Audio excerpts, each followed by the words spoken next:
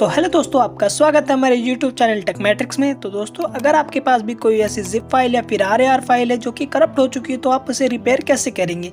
तो दोस्तों, वीडियो को एकदम एंड तक देखिएगा क्योंकि एंड में बताऊंगा कि आपको कब ये जिप फाइल रिपेयर यूज़ करना चाहिए और कब आपको न्यू फाइल डाउनलोड करके उस जिप फाइल को डिलीट कर देना चाहिए। दोस्तों, पहले मैं एक फाइल देख लेते हैं जो कि मेरे पास फाइल पड़ी हुई है। तो दोस्तों, ये एक ही जिप फाइल है जिसके अलग अलग पार्ट्स हो रखे हैं और शुरू के दो पार्ट्स के साइज है 1 GB और लास्ट वाले का पार्ट का साइज मैं दिखा देता हूँ 730 MB। तो दोस्तों, सारे का मिला के पार्ट हो जाता है 2.71 GB। तो दोस्तों, ये फाइल मेरी करप्ट हो चुकी है। तो दोस्तों, मैं इसे जब सेलेक्ट ऑल करके एक्सट्रैक्ट हेयर करता हूँ तो यहाँ पे देखेंगे कि आप एक्सट्रैक्ट होना चालू हो गए। तो फिर आप बोलेंगे कि एक्सट्रैक्ट तो हो रही है तो इसमें दिक्कत कहाँ है। तो दोस्तों, दिक्कत अभी थोड़ी देर में आएगी। इससे पहले थोड़ा सा एक्सट्रैक्ट होने देते हैं ताकि आपको दिक्कत दिख सके कि ये करप्टेड है या फाइल या फिर सही है। तो दोस्तों, यहाँ पर आप देख सकते हैं कि हमारी ये जो चेकसम का एरर आ चुका है। तो दोस्तों, हमारा ये जो जिप फाइल है एकदम करप्ट हो चुकी है। तो दोस्तों, इसको रिपेयर कैसे करेंगे। तो दोस्तों, आप बोलेंगे कि जिप फाइल तो एक्सट्रैक्ट हो गई तो अब इसमें दिक्कत क्या है। तो दोस्तों, जब मैं इसका फाइल साइज दिखाता हूँ तो यहाँ पे देख सकते हैं आप 76 MB के बराबर फाइल साइज हो रहा है, लेकिन मेरी जो पूरी फाइल है वो 2.71 GB की है। तो दोस्तों, इसको रिपेयर कैसे करेंगे। तो दोस्तों, जब आप इसको ओपन करेंगे तो आपको ऊपर एक ऑप्शन मिलेगा टूल्स का।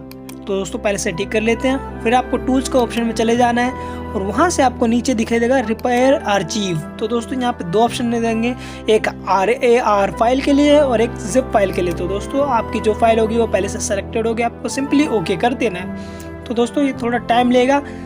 तो दोस्तों, इसी के साथ हमारी ये जो रिपेयर की प्रोसेस है वो भी खत्म हो चुकी है। तो सिंपली आपको क्लोज के नीचे जो बटन दिख रहा होगा उसको दबा देना है और फिर आपको इस जिप फाइल की जो खुली हुई है उसको कट कर देना है। आपके सामने एक न्यू जिप फाइल जो कि फिक्स्ड नाम से है वो एक क्रिएट हो चुकी होगी। तो दोस्तों, इसी तरीके से मैं बाकियों को भी फिक्स कर लेता हूँ इसी प्रोसेस से। तो दोस्तों, मैंने बाकियों को भी फिक्स कर लिया इसी प्रोसेस से। तो अब जो हमारी जो पुरानी वाली फाइल है उसको मैं कट करके यहाँ पे पेस्ट कर देता हूँ ताकि आपको देखने में कोई दिक्कत ना हो। तो दोस्तों, इन लास्ट हमारे पास ये तीनों जिप फाइल बची है जो कि हमने अभी अभी फिक्स की हैं। तो दोस्तों, इसका मैं एक बार साइज दिखा देता हूँ। तो दोस्तों, आप देख सकते हैं कि यहाँ पर 2.71 GB पहले से ही साइज है इसका।